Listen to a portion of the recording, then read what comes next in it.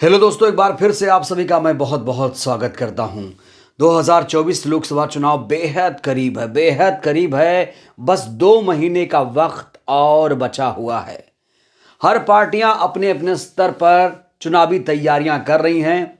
एक तरफ है इंडिया गठबंधन, एक तरफ है एनडीए और एक तरफ है BSP supremo Mayawati ji.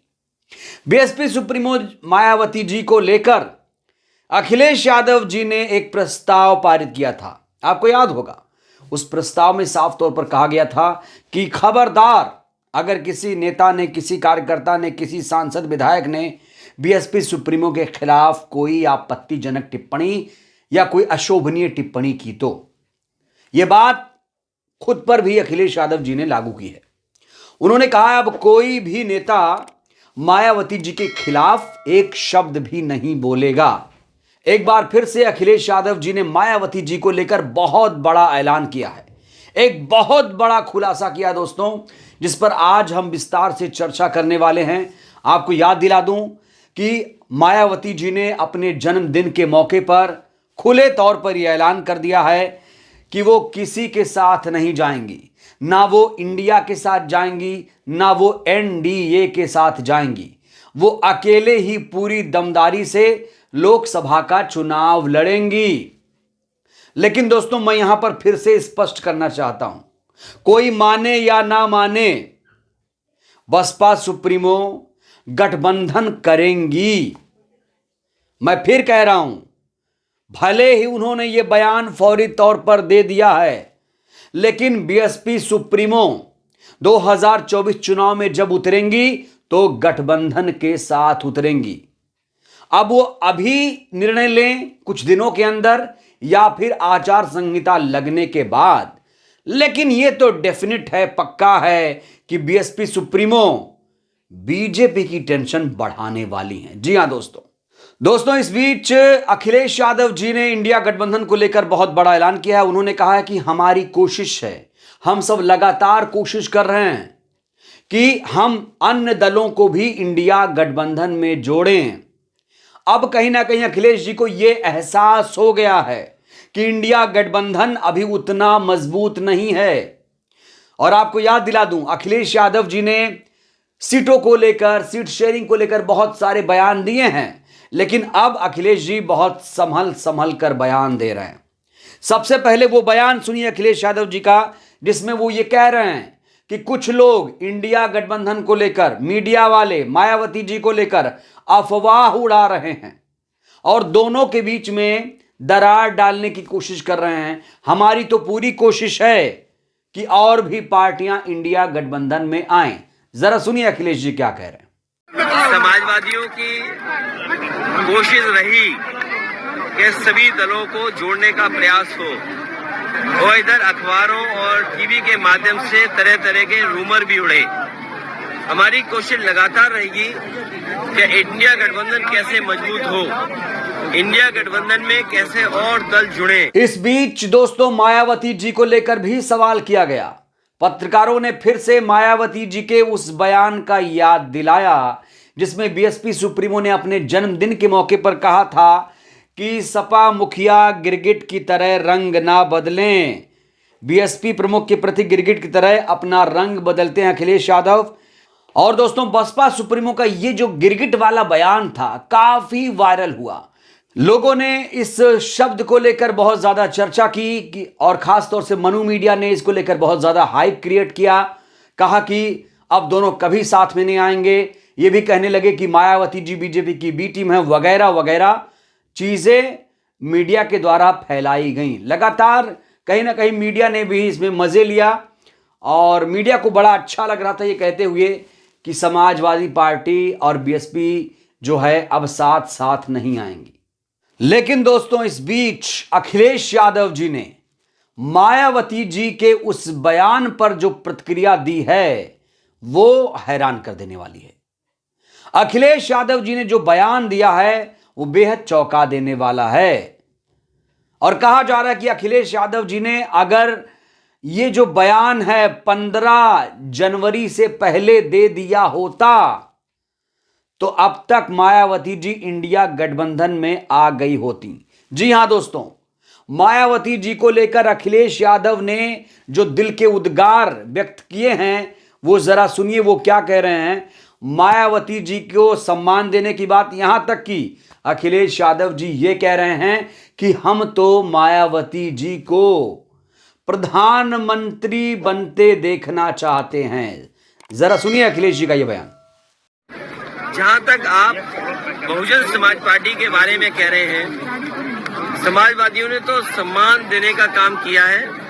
Samajwadi party तो प्रधानमंत्री बनाने के लिए सपना देख रही थी और उसमें काम भी किया हम लोगों ने। तो समाजवादी लोग देश के प्रधानमंत्री तक पहुंचाने के लिए। तो ये बयान खत्म भी नहीं हुआ, इस बीच टोका टाकी भी शुरू हो गई पत्रकारों की। पत्रकारों ने फिर से मायावती जी के उस बयान को याद दिलाया अखिलेश यादव जी को। अरे अखिलेश जी, मायावती जी ने आपको कहा है कि आप गिरगिट की तरह रंग बदलते हैं। इस पर अखिलेश यादव जी को भी कुछ जवाब देना था।